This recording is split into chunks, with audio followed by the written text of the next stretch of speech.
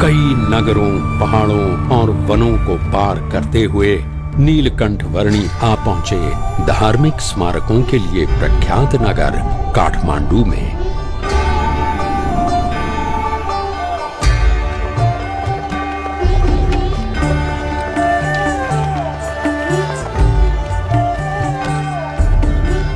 काठमांडू में नीलकंठ वर्णी ने पशुपतिनाथ मंदिर के दर्शन किए और वे बागमती नदी के घाट पर भी पधारे।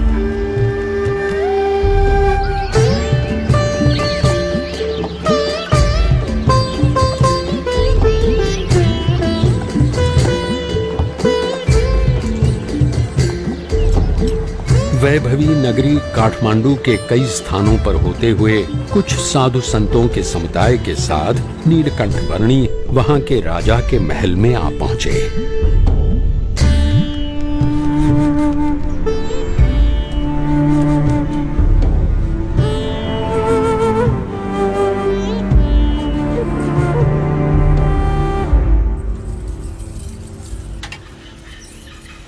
यहां उपस्थित सभी लोग ध्यान से सुनिए। हमारे राजा जी को कुछ असाध्य रोग हुआ है जिससे उनके पेट का दर्द मिट ही नहीं रहा है। यदि किसी को भी इस रोग और उसके निवारण की जानकारी हो तो वो बताएं और हमारे राजा जी का इलाज करें और उचित इनाम भी पाएं। बटुक वर्णी जी, आपके पास भी इस रोग का कोई इलाज हो तो अवश्य बताना। मेरे पास तो जन्म मरण के रोग का इलाज है।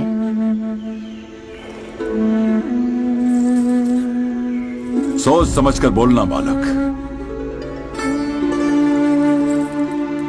मैं राजा हूं, रण बहादुर साहा। सन्यास में भगवान होते हैं। ये सोचकर मैं साधु संतों और सन्यासियों को मेरे रोग का इलाज करने के लिए बुलाता हूं।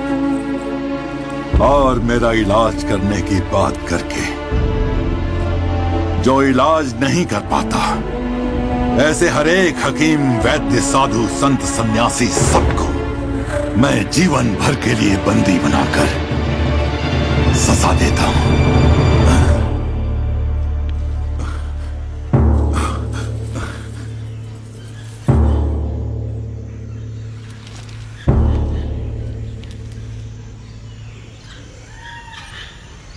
वही तो आप भूल कर बैठते हैं राजन।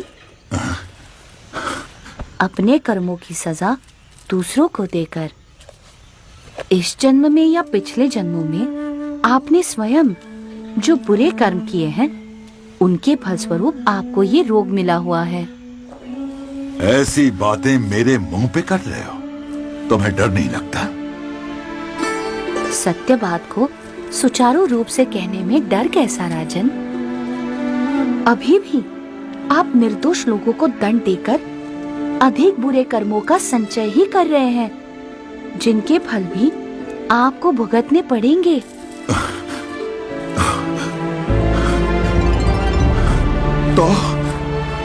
तो मैं क्या करूं? कैसे छुटकारा पाऊं इन सब से? कैसे छुटकारा पाऊं इन सब?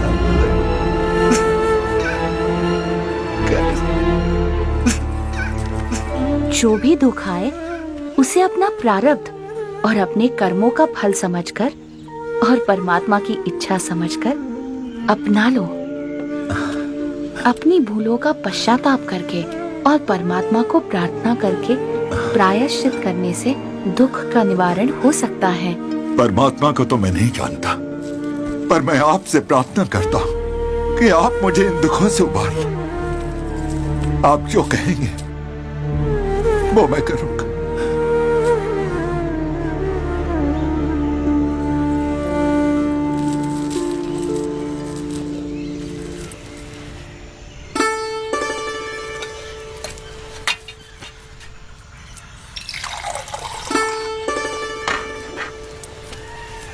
ये पी लीजिए।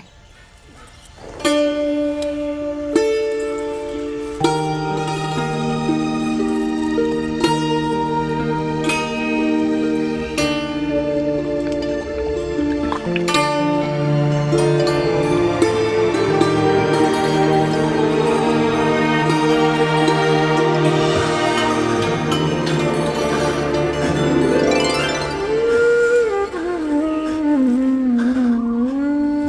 राहत की अनुभूति मुझे आज तक नहीं हुई प्रभु।